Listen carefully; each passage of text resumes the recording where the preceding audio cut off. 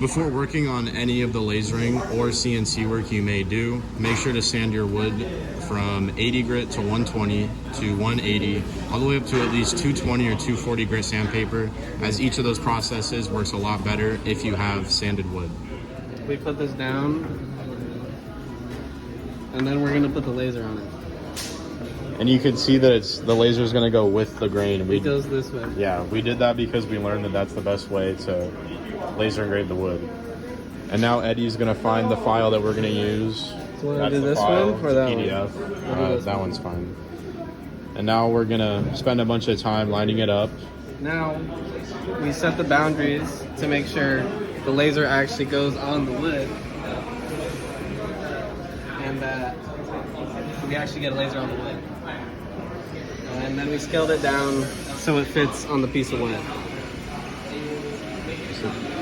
And then now we're gonna close this guy here, and this big blue button is start, and now we start. Now that it's engraved, we'll cut it to shape. Before cutting to length, we mark out a 5/8 of an inch area between each side of the plaque.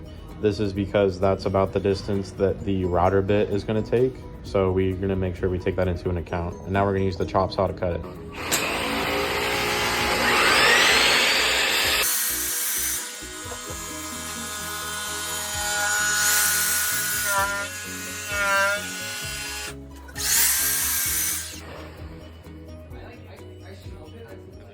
Before using the jigsaw, use a ruler and find your 5/8 length from the edge of the curved edge. You're going to want to mark maybe every half an inch, 5/8 inch away, so that you can draw out that line accurately.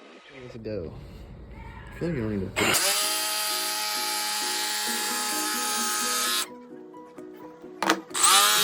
Okay. First thing we're going to do is use this bit. It's going to help to clean up this edge right here. So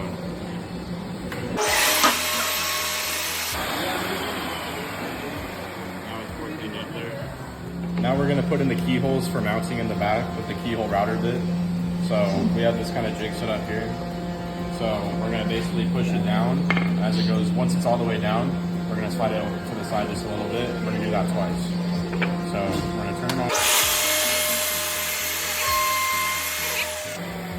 And then we're going to wait for it to fully stop spinning before we completely take it off. So we're going to wait. Take it off, and there's the first keyhole. Now we're gonna bevel the edge. We're gonna put it face down so that it covers this side. This router bit. Now we're just gonna go all the way around.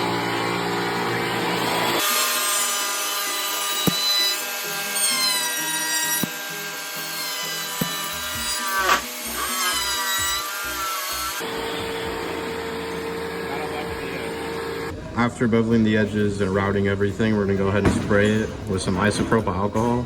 The isopropyl alcohol is going to help get rid of the dust and make the clear coat go on even smoother. The back of the plaque will not receive any clear coat or any additional sanding, as when we made our plaques, we sprayed Gorilla spray adhesive on the back and then put a black felt along the back. So you do not have to sand and do that to apply the felt on the back. The final steps to complete the plaques are to apply a clear coat to the whole plaque using a foam brush in even coats, even thin layer coats.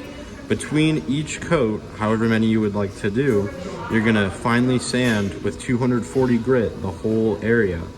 If you do not sand, each coat will not look as good. So make sure in between each coat you are sanding with 240 or higher grit sandpaper, as you do not want to completely remove the coat, but you want to make it somewhat abrasive so each coat can apply evenly. And then after the coat's dry, you can apply your faceplate or laser, however you choose. And then the back will just be spray on adhesive in the black felt. And to cut it to shape, you will use an X-Acto knife to cut it out, and then finer scissors to cut off the fluff. And that's how you make the Titan sponsorship plaques.